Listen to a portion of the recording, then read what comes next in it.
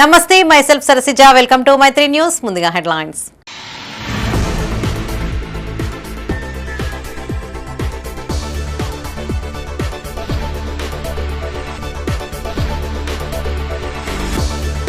రాజీవ్ రహదారిని 8 లైన్ల రోడ్డుగా మార్చండి.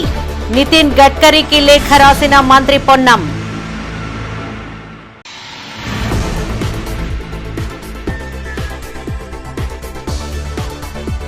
ప్రజావాణికి దరఖాస్తుల వెల్లువ. 2 వారాల విరామంతో భారీగా అర్జీలు.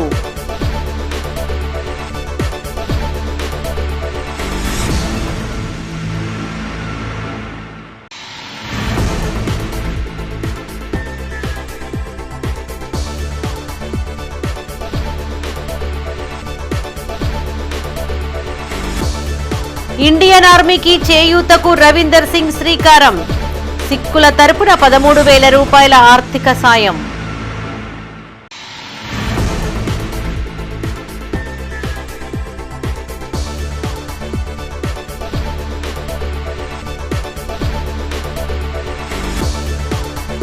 డంపింగ్ యార్డును తక్షణమే తరలించండి. మున్సిపల్ కార్యాలయం ఎదుట ధర్నా చేపట్టిన సిపిఐ. ఇక వార్తలను వివరాలు. హైదరాబాద్ నుండి కరీంనగర్ 4 లైన్ రోడ్డును 8 లైన్ల రోడ్డుగా మార్చాలంటూ రాష్ట్ర రవాణా బీసీ సంక్షేమ శాఖ మంత్రి పొన్నం ప్రభాకర్ కేంద్ర మంత్రి నితిన్ గడ్కరీకి మంత్రి పొన్నం ప్రభాకర్ లేఖ ద్వారా విజ్ఞప్తి చేశారు. ఈ రోడ్డు విస్తరణ వల్ల తమ ప్రాంతం సామాజిక ఆర్థిక అభివృద్ధికి అలాగే లక్షలాది మంది ప్రయాణికుల భద్రతతో పాటు సౌలభ్యం కోసం ఎంతగానో ఉపయోగపడుతుందని చెప్పారు. ప్రస్తుతం ఉన్న రాజీవ్ రహదారి రోజురోజుకు పెరుగుతున్న ట్రాఫిక్ డిమాండ్లకు సరిపోవడం లేదని చెప్పారు. రామగుండం, కరీంనగర్ చుట్టుపక్కల పారిశ్రామిక కార్యకలాపాలు పెరుగుతున్నాయన్నారు. NTPC Ramagundam power plant, Ramagundam fertilisers, Keshavaram cement factory యొక్క కొనసాగుతున్న విస్తరణతో ఈ ప్రాంతం ప్రస్తుత రోడ్ల సామర్థ్యానికి మించిన కార్మికులు, సరుకు రవాణా, ట్రాఫిక్ భారం పడుతుందన్నారు.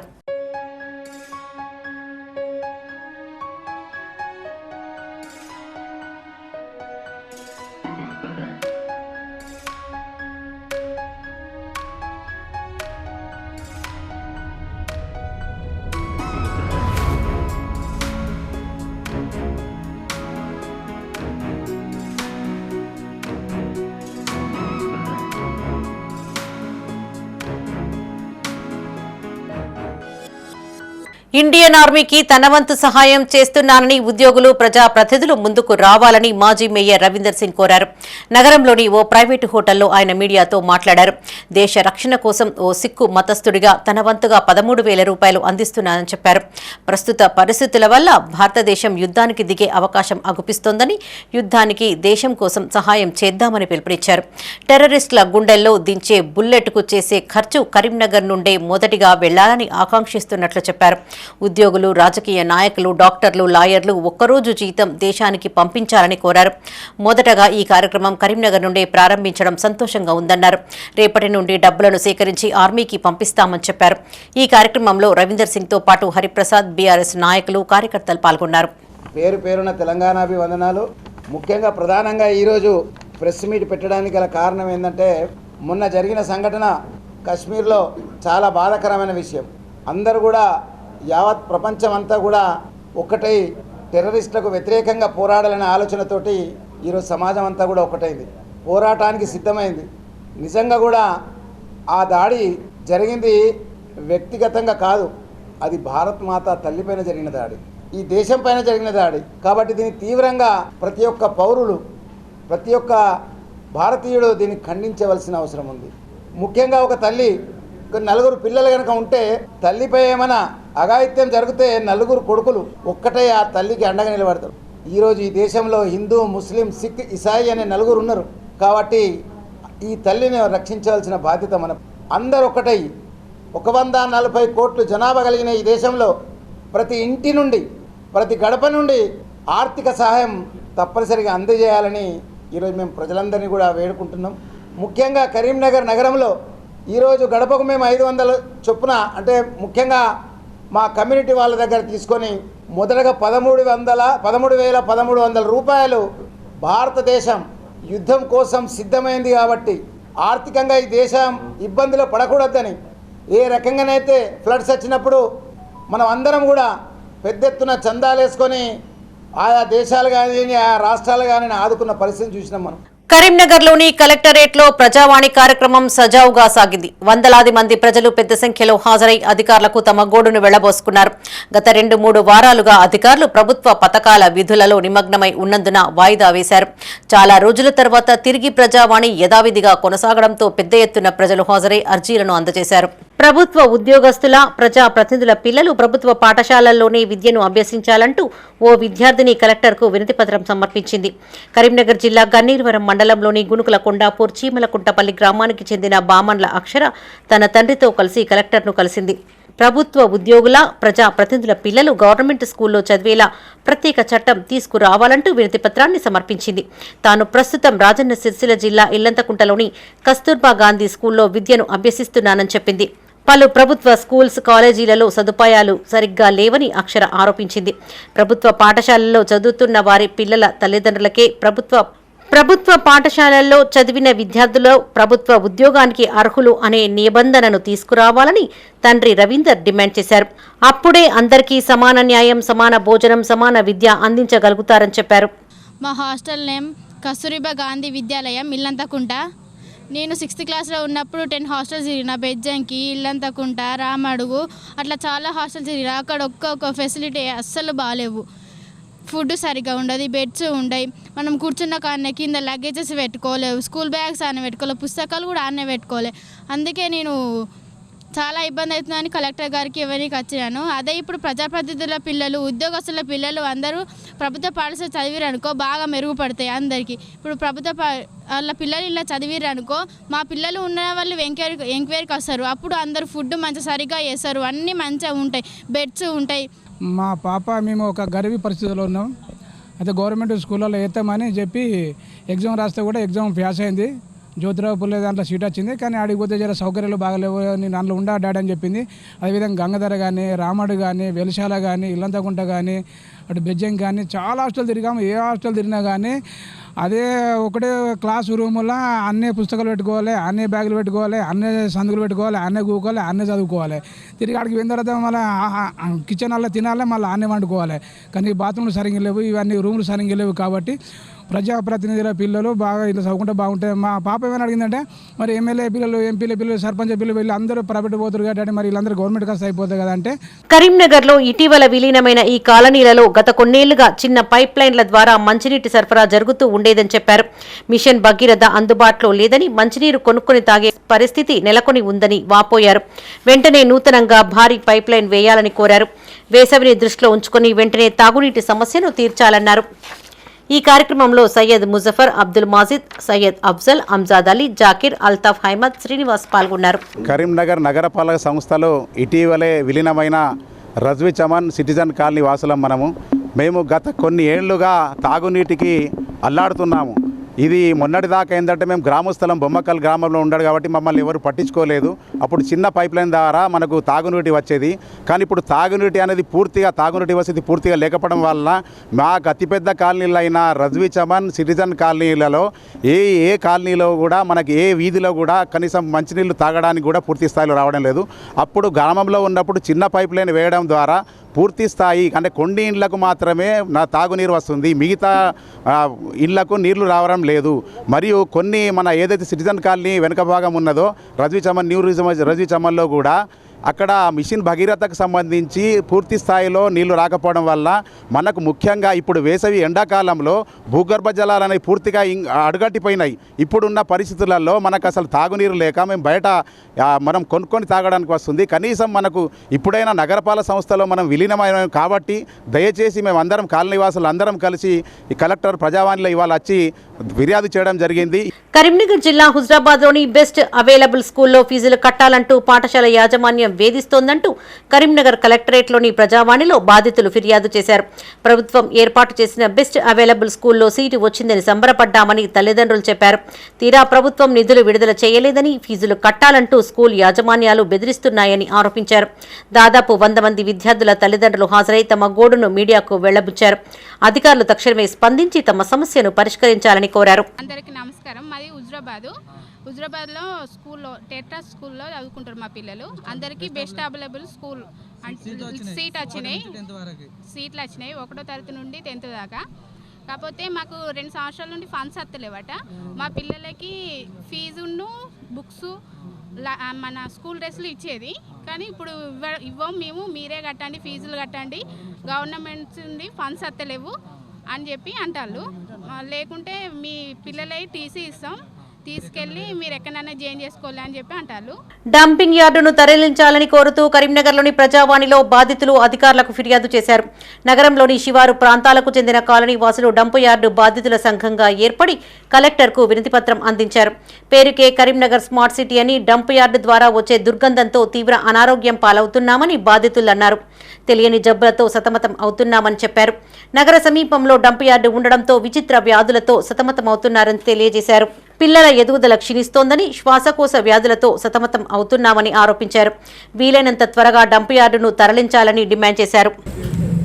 కరీంనగర్ జిల్లా కేంద్రానికి స్మార్ట్ సిటీగా పేరు గాంచుకున్నందు తప్పించి పేరుకే స్మార్ట్ సిటీ కానీ ఈ డంప్ యార్డ్ ద్వారా దుర్గంధం, పొగ, దాని ద్వారా తీవ్ర రోగాల బారిన పడుతూ ప్రజలందరూ అస్వస్థతకు గురవుతూ తెలియని రోగాల పేర్లు కూడా తెలియని జబ్బులతో సతమతమవుతున్న సందర్భంలో ఈ రోజున ప్రజావాణి తరపున ఒక డంప్ యార్డ్ బాధితుల సంఘం జేఏసీగా కమిటీగా ఏర్పాటై ఈ కరీంనగర్కు సమీపానే డంపింగ్ యార్డు నిర్వహించడం వలన కరీంనగర్ నగరవాసులు శారీరక మానసికమైన విచిత్రమైన వ్యాధులతో సతమతమవుతూ పిల్లలు జన్మించే పిల్లలు కూడా ఏదో ఒక అంగవైకల్యంతో జన్మించడము, ఉన్న మహిళలు కూడా అనేక రకాలైన వ్యాధులతో సతమతమవుతూ చాలా ఇబ్బంది పడుతున్నారు. కరీంనగర్ అల్కాపూర్ కాలనీ నుండి వచ్చాను. మేము కరీంనగర్ మానేరు డంపింగ్ యార్డ్ నుంచి వచ్చే సమస్యల వల్ల విపరీతమైన బాధలు పడుతున్నాము. మహిళలకు ఏంటంటే తెలియకుండానే గర్భస్రావాలు అవుతున్నాయి. పిల్లలకు మానసిక పరమైన ఎదుగుదల లోపిస్తుంది. పొద్దున పూట ఆరోగ్యమే మహాభాగ్యం అని చెప్పి మేము యోగా సెంటర్ కూడా స్టార్ట్ చేశాము. ఎందుకంటే మా హెల్త్ కోసం మేము పోరాటం చేయాలనుకుంటున్నాము. కానీ ఆ టైంలో కూడా మాకు వచ్చే పొగ వల్ల మేము శ్వాసకోశ వ్యాధులతో బాధపడాల్సి వస్తుంది.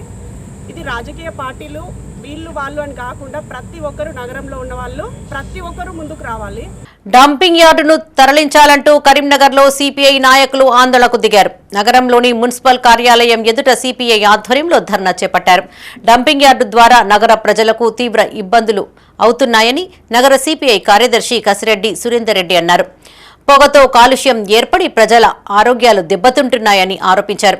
డంపింగ్ యార్డును తరలిస్తామని బండి సంజయ్, గంగుల కమలాకర్లు చెప్పి తరలింపుకు చర్యలు తీసుకోకపోవడం సిగ్గుచేటన్నారు. మాజీ మేయర్ సునీల్ రావు అవినీతికి పాల్పడ్డారని నగర సిపిఐ సహాయ కార్యదర్శులు పైడిపల్లి రాజు, న్యాలపట్ల రాజు అన్నారు. ఇట్టి అవినీతిపై విచారణ జరిపించాలని డిమాండ్ చేశారు. ఈ కార్యక్రమంలో సిపిఐ రాష్ట్ర కౌన్సిల్ సభ్యులు కసిరెడ్డి మణికంఠరెడ్డి, జిల్లా కౌన్సిల్ సభ్యులు కిన్నెర మల్లమ్మ, బావండ్ల పెళ్లి యుగంధర్, సిపిఐ నాయకులు, సభ్యులు పాల్గొన్నారు. బైపాస్ రోడ్లో ఉన్నటువంటి డంప్ యార్డ్ను చాలా రోజుల నుంచి ప్రజలు ఎత్తివేయాలని కోరినా కూడా ఉన్నటువంటి గత పాలకవర్గం నిర్లక్ష్యం వైఖరి వల్ల ఆ ఏరియాలో ఉన్నటువంటి ప్రజలు అనారోగ్య పాలవుతున్నారు. కానీ ఇక్కడ ఉన్నటువంటి మున్సిపల్ అధికారులు కూడా చూసినట్లు వివరిస్తూ రోజు అక్కడ ఉన్నటువంటి డంప్ యార్డ్ నుండి పొగ వల్ల కాలుష్యం వెదజల్లి ప్రజలు పీల్చుకున్నటువంటి గాలిలో లోపలికి వెళ్తున్నటువంటి సందర్భాలలో ఊపిరితిత్తులు అనారోగ్య పాలై ప్రజలు చాలా ఇబ్బందులకు గురవుతున్నారు. క్యాన్సర్ వ్యాధులు కానీ ఇలాంటి వ్యాధులు వ్యాపిస్తున్నాయి. ఆ ఏరియాలో ఉన్నటువంటి కాలనీవాసులు ధర్నా చేసినా కూడా నీరెత్తినట్లు కూడా అధికార యంత్రాంగం వ్యవహరించడం లేదు. కరీంనగర్ నగరంలో ఉన్నటువంటి డంప్ యార్డు వల్ల కోతిరాంపూర్, అదేవిధంగా హనుమాన్ నగర్, గణేష్ నగర్, మారుతి నగర్ ప్రాంతాల్లో తీవ్రమైనటువంటి పొగగాలి వల్ల ఈ అనేక రకాలుగా ఇబ్బంది పడుతూ ఉన్నారు. ఈ యొక్క ఇబ్బందిని పట్టించుకోవడంలో స్థానిక ఎమ్మెల్యే, ఎంపీ అసలు ఏమాత్రం పట్టించుకోవడం లేదు. గతంలో 47 కోట్ల రూపాయలతోటి ఒక మిషనరీని తీసుకొచ్చి అప్పటి ఉన్నటువంటి మేయర్ గారు మిషనరీని ప్రారంభించారు. అది 3 రోజులు నడవలేదు, మూలకు పడ్డది. కమిషన్ల కోసం అప్పటి మేయరు, అప్పుడు ఉన్నటువంటి టీఆర్ఎస్ పార్టీ నాయకులు చేశారు తప్ప ప్రజలకు ఉపయోగపడింది ఏం లేదు. వెంటనే ఆ యొక్క మిషనరీ కొనుగోలు జరిగినటువంటి అవినీతిపై వెంటనే విచారణ జరిపించాలని సిపిఐ డిమాండ్ చేస్తూ ఉన్నాం. అదేవిధంగా ఈ యొక్క ప్రజల ప్రాణాల ఆరోగ్యాలతో చెలగాటమాడుతున్నటువంటి ఈ యొక్క డంప్ యార్డు వాళ్ళ నష్టపోతున్నటువంటి ప్రజలను ఆదుకోవాల్సినటువంటి అవసరం ఇప్పుడున్నటువంటి కాంగ్రెస్ ప్రభుత్వంపై ఉంది. వెంటనే ఉత్తమ్ కుమార్ రెడ్డి గారు స్పందించాలి. అదేవిధంగా జిల్లాకు సంబంధించినటువంటి పొన్నం ప్రభాకర్ గారు కూడా స్పందించి ఎంపీ ఎమ్మెల్యేలు దాన్ని తనిఖీ చేసి వెంటనే ఆ యొక్క సమస్యను పరిష్కరించాలి. లేకుంటే భవిష్యత్తులో రానున్నటువంటి కాలంలో ఇంకా పెద్ద ఎత్తున ఆందోళన కార్యక్రమాలు చేపడతామని హెచ్చరిక చేస్తాను. భారతదేశంలో నివసిస్తున్న పాకిస్తానీలను బహిష్కరించేందుకు తక్షణ చర్యలు తీసుకోవాలని జిల్లా బీజేపీ అధ్యక్షులు గంగాడి కృష్ణారెడ్డి అన్నారు. నగరంలోని కలెక్టరేట్లో జరుగుతున్న ప్రజావాణి కార్యక్రమానికి పలువురు బీజేపీ నేతలతో కలిసి వినతిపత్రం సమర్పించారు. ముఖ్యమంత్రి, గవర్నర్లకు పోస్టు కార్డులతో పాటు మెయిల్ ద్వారా వినతిపత్రాన్ని పంపించారు. పహల్గాం ప్రాంతంలో క్రూరమైన దాడికి పాల్పడి 26 మంది ప్రాణాలు కోల్పోయారని గుర్తు చేశారు. ఐఎస్ఐ, పాకిస్తాన్ ఇంటెలిజెన్స్ ఏజెన్సీ, అక్కడి సైన్యం ఆదేశాల మేరకు ఈ క్రూరమైన దాడికి దిగిందన్నారు. పత్రాలు లేని, గడువు ముగిసిన వీసాలు కలిగి ఉన్న వీసాలను గుర్తించి బహిష్కరించాలని కోరారు. ఈ కార్యక్రమంలో మాజీ మేయర్ సునీల్ రావు, జిల్లా ప్రధాన కార్యదర్శి తాళ్లపల్లి శ్రీనివాస్ గౌడ్, మేడ వెంకటరెడ్డి, మాజీ ఎంపీపీ వాసాల రమేష్, ప్రవీణ్ రావు, కటకం లోకేష్, బీజేపీ నాయకులు, కార్యకర్తలు పాల్గొన్నారు. పాశవికంగా మారణకాండ చేసినటువంటి సంఘటన విషయంలో దేశవ్యాప్తంగా కూడా ఈ పాకిస్తాన్ ప్రేరేపిత ఉగ్రవాదులు ఇక్కడ అమాయకమైనటువంటి 26 మందిని పొట్టన పెట్టుకోవడం జరిగింది. దీని విషయంలో కేంద్రంలోని నరేంద్ర మోడీ గారి ప్రభుత్వం అనేకటువంటి చర్యలు తీసుకోవడం జరిగింది. పాకిస్తాన్ తోటి సిమ్లా ఒప్పందం రద్దు కానీ, ఏదైతే సింధు జలాల ఒప్పందం రద్దు, పాకిస్తాన్ జాతీయుల్ని దేశం నుంచి తక్షణమే బహిష్కరించడం, దౌత్య సంబంధాల విషయంలో కానీ, వ్యాపార సంబంధాలు కానీ అన్ని రకాలుగా వాళ్ళ మీద తగినటువంటి చర్యలు తీసుకోవాలనే ఉద్దేశంతో నరేంద్ర మోడీ గారి ప్రభుత్వం అనేకమైనటువంటి చర్యలు తీసుకుంటున్నది. దీనిలో భాగంగా దేశవ్యాప్తంగా కూడా అనేక మంది ఏవైతే పాకిస్తాన్ జాతీయులు ఎవరుతున్నారో వారిని దేశం నుంచి తక్షణమే బహిష్కరించడం జరిగింది. వాళ్ళ యొక్క గడువు కూడా ముగిసిన సందర్భంగా ఈ యొక్క కరీంనగర్ జిల్లాలో కూడా ఎవరైనా పాకిస్తాన్ జాతీయులు ఉంటే విచారణ జరిపి వారిని అందరూ కూడా వెంటనే వారి మీద చర్య తీసుకోవాలన్నటువంటి ఉద్దేశంతో ఇవాళ పార్టీ పిలుపు మేరకు స్థానిక ఇక్కడ జిల్లా కలెక్టర్ గారికి, జిల్లా మేజిస్ట్రేట్ గారికి వినతి పత్రం సమర్పించడం జరిగింది. ఈ జిల్లాలో ఉన్నటువంటి తెలంగాణ రచయితల వేదిక, ఉమ్మిడిశెట్టి లిటరసీ ట్రస్ట్ అనంతపురం వారు సంయుక్తంగా కరీంనగర్లో ఉమ్మిడిశెట్టి సాహిత్య పురస్కారాలను అందజేశారు. నగరంలోని ఫిలిం భవన్లో జరిగిన కార్యక్రమానికి ముఖ్య అతిథిగా కేంద్ర సాహిత్య అకాడమీ అవార్డు గ్రహీత డాక్టర్ నల్మెల భాస్కర్ హాజరయ్యారు.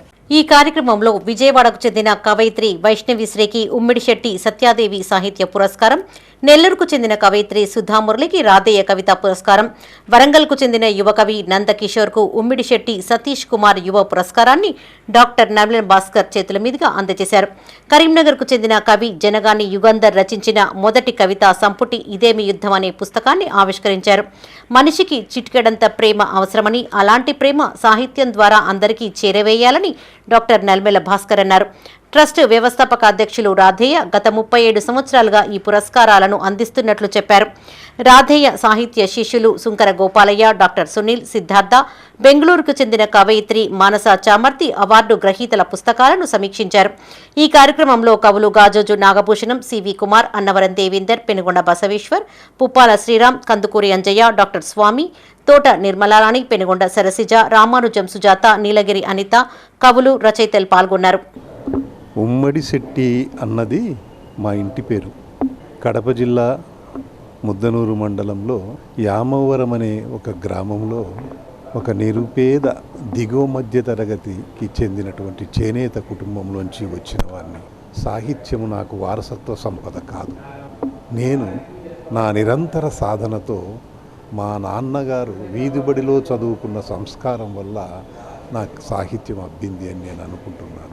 అలా మొదలైనటువంటి నా కవిత్వము 1978లో నేను మొదటి కవితా సంపుటి మరో ప్రపంచం కోసం అని వేశాను. అప్పుడు నా మనసులో కలిగిన ఆలోచన, సాహిత్యం అనేది ఒకనాడు పెద్ద పెద్ద బ్రాహ్మణ కుటుంబాలు, బాగా చదువుకున్న కుటుంబాలకే పరిమితమైనటువంటి సాహిత్యం నిరుపేద కష్టజీవులకు వాళ్ళకు చదువు రాకపోవడంతో సాహిత్యం వైపు వాళ్ళు చూడలేని పరిస్థితులు. అలాంటి కష్టజీవుల నుంచి వచ్చినటువంటి కుటుంబంలోంచి వచ్చిన నాకు ఈ సాహిత్యం అనే కవిత్వం అబ్బడం వల్ల నాలాంటి ఎంతో మంది ప్రతిభావంతులు ఉంటారు, వారిని నేను ప్రోత్సహించాలి, నా శక్తి మేరకు వారి కొత్త కవిత్వాన్ని వారి ప్రతిభా మూర్తిత్వాన్ని నేను సమాజానికి పరిచయం చేయాలన్న ఉద్దేశంతో ఏర్పడింది ఈ ఉమ్మడి శెట్టి సాహిత్య అవార్డు. కరీంనగర్ తెలంగాణ రచయితల వేదిక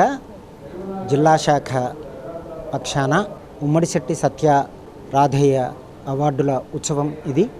ఈ అవార్డు దాదాపుగా 37 సంవత్సరాల కిందట ప్రారంభమై తెలుగు వచన కవిత్వంలో ఒక ప్రతిష్టాత్మకమైనటువంటి పురస్కారంగా గణనకెక్కింది. అప్పటి నుంచి ఇప్పటికీ అవిచ్ఛిన్నంగా కొనసాగుతూ ఉంది. అంటే రాధయ్య గారు ఒక వ్యక్తి కాకుండా ఒక సంస్థలాగా గొప్పగా కృషి చేస్తున్నారు. తను స్వయంగా కవి, 10 పుస్తకాలు రాశారు, గొప్ప కవిత్వాన్ని రాశారు. అంతేకాకుండా అటు కవిత్వం రాస్తూనే మళ్ళీ తను కవిత్వ విమర్శ గ్రంథాలు రాశారు.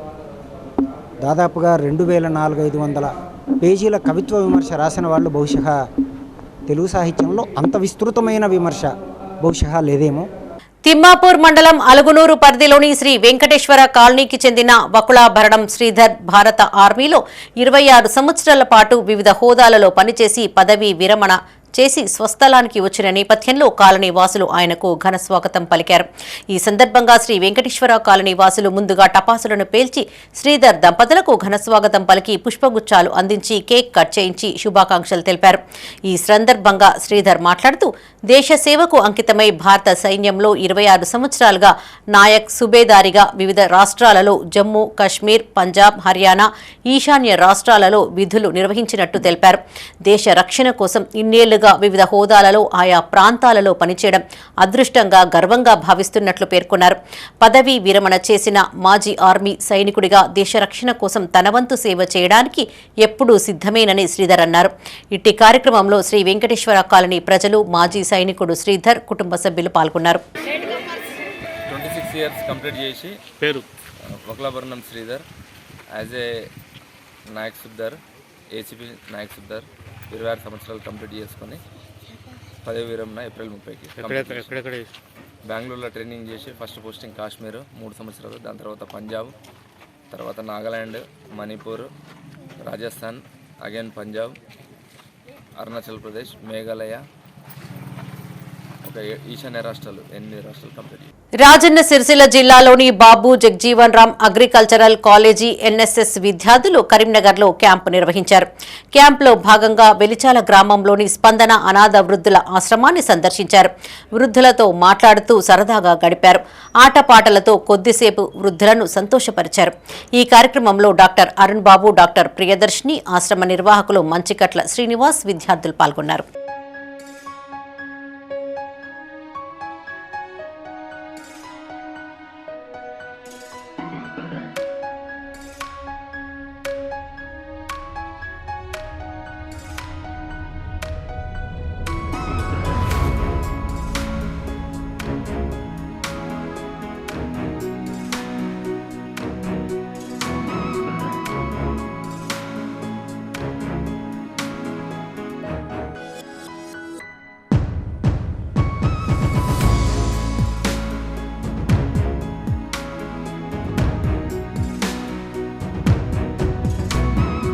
కరీంనగర్ జిల్లా గన్నేరువరం మండలంలోని ఖాసింపేట గ్రామంలో పోచమ్మ బోనాలను ప్రజలు ఘనంగా నిర్వహించారు.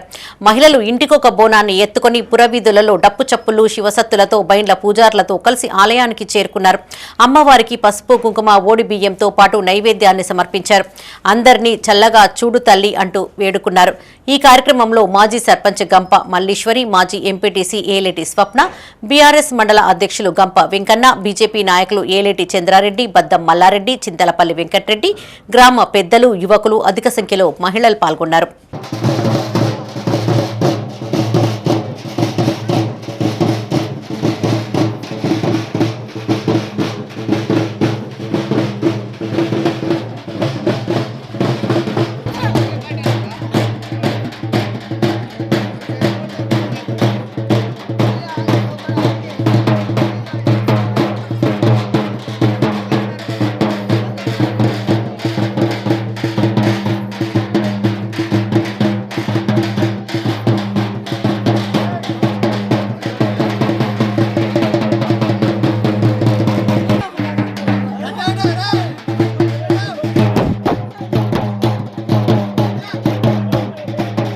వేసవి సెలవుల్లో భాగంగా మాధవ సేవా సమితి ఆధ్వర్యంలో కరీంనగర్లో మాతృవందనం కార్యక్రమాన్ని చేపట్టారు. నగరంలోని కలెక్టరేట్ వెనకాల గల కేశవ నిలయంలో తల్లిదండ్రులను బాలబాలికలు పూజించారు. తల్లిదండ్రుల పాదాలను కడుగుతూ పాదపూజ చేశారు. గత 5 సంవత్సరాలుగా ఇట్టి కార్యక్రమం చేపడుతున్నామని మాధవ సేవా సమితి అధ్యక్షుడు నిరంజనాచారి మధుసూదన్ రావు అన్నారు. తల్లిదండ్రులు ప్రథమ దైవమని తెలిపేందుకు ఈ కార్యక్రమాన్ని చేపట్టామన్నారు. పిల్లలకు యోగా, ధ్యానం, భజన, దేశభక్తి పాటలు, వేదగణితం లాంటివి నేర్పించనున్నామని తెలిపారు. తరిగిపోతున్న కుటుంబ విలువలు పెంపొందించుకోవడం యొక్క ఆవశ్యకతపై వివరించామని ప్రముఖ వక్త సుధాకర్ అన్నారు. ఈ కార్యక్రమంలో నగర కార్యవాహ చామ మహేశ్వర్, ఇతర కార్యకర్తలు, విద్యార్థులు, తల్లిదండ్రులు పాల్గొన్నారు.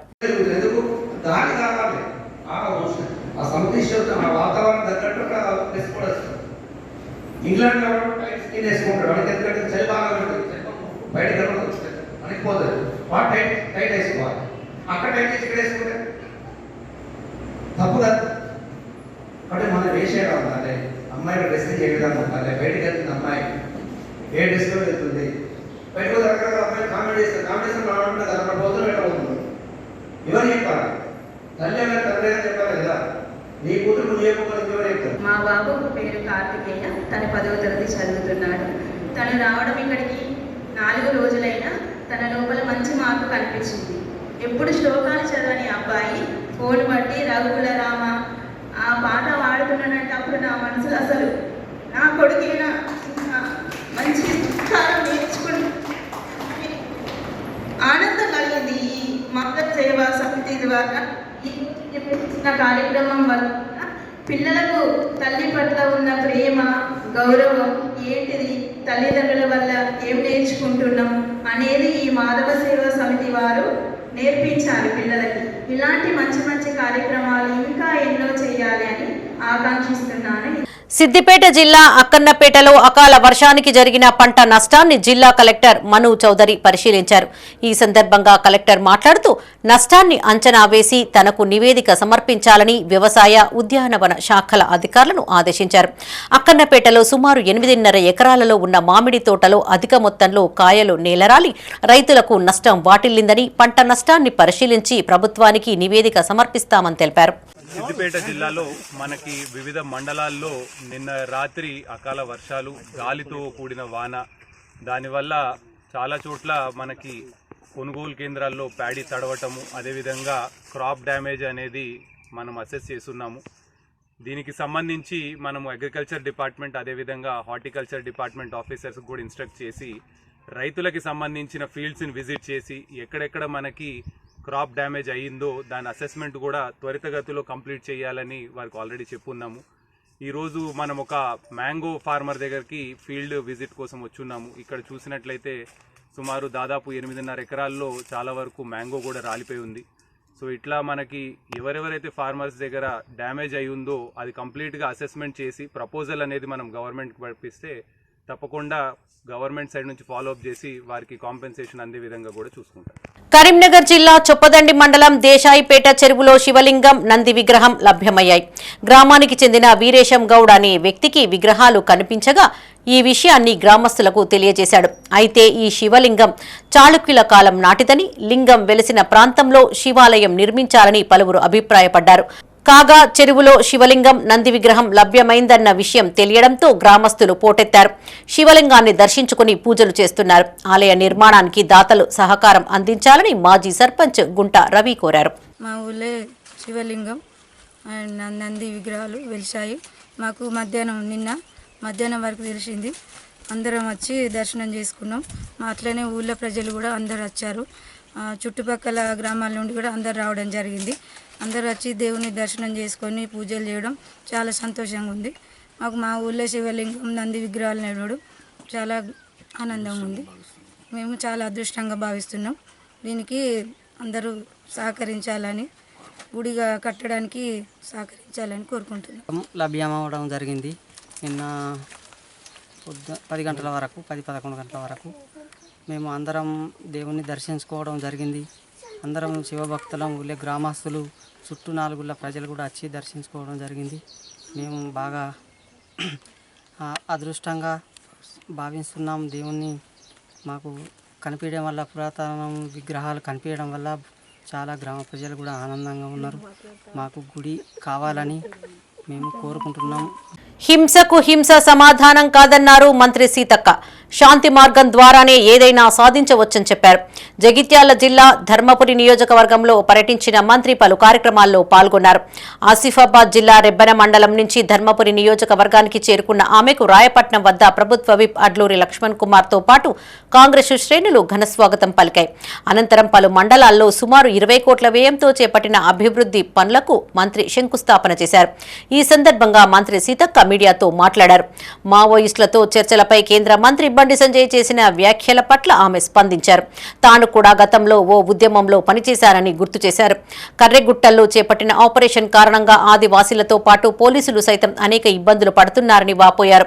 హింసకు హింస సమాధానం కాదని శాంతి మార్గం ద్వారానే ఏదైనా సాధించవచ్చని మంత్రి అభిప్రాయపడ్డారు.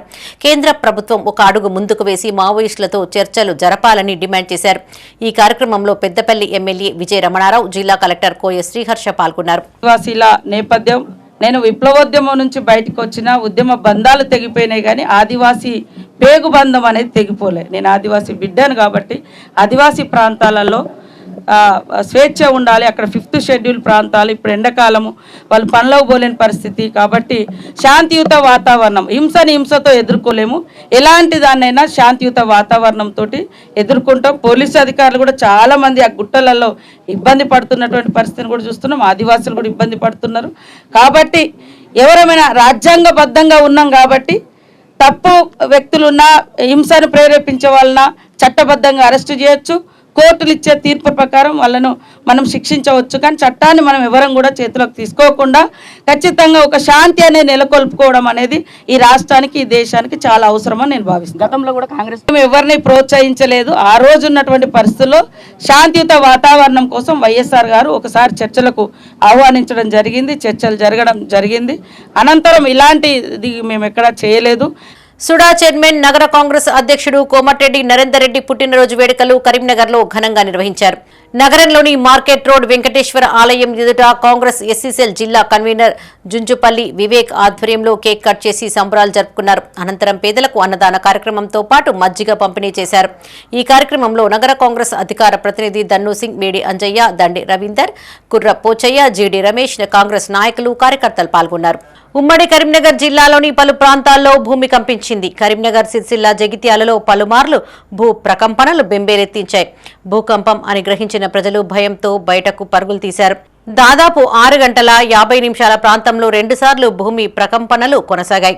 సుమారు 5 సెకండ్ల పాటు భూమి కంపించింది. కరీంనగర్తో పాటు శివారు ప్రాంతాలలో పలు భవనాలు, ఇండ్లు తీవ్రంగా కంపించినట్లుగా తెలుస్తోంది. ఎట్లా పడ్డది? ఏమైనా కదిలినట్టు ఇట్లా మీకు అనిపించింది? బండి సడన్ గా పడిపోయింది. భూమి కదిలినట్టు. ఏమన్నా ఇంకా వస్తువులు ఇట్లా ఏమైనా కదిలినాయా? కదిలినాయి, డబ్బలు ఇట్లా కదిలినాయా? లైట్ గా. ఎంతసేపు వచ్చింది అది? దాదాపు ఒక 2-3 సెకండ్లు. 2-3 సెకండ్లు అట్లా అనిపించిందా? ఇవి బులెటిన్ విశేషాలు. మరిన్ని తాజా వార్తలతో మరో బులెటిన్లో మళ్ళీ కలుసుకుందాం. అప్డేట్స్ కోసం చూస్తూనే ఉండండి మైత్రి న్యూస్.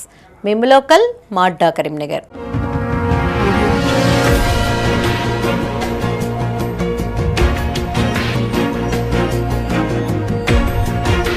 Audio Jungle.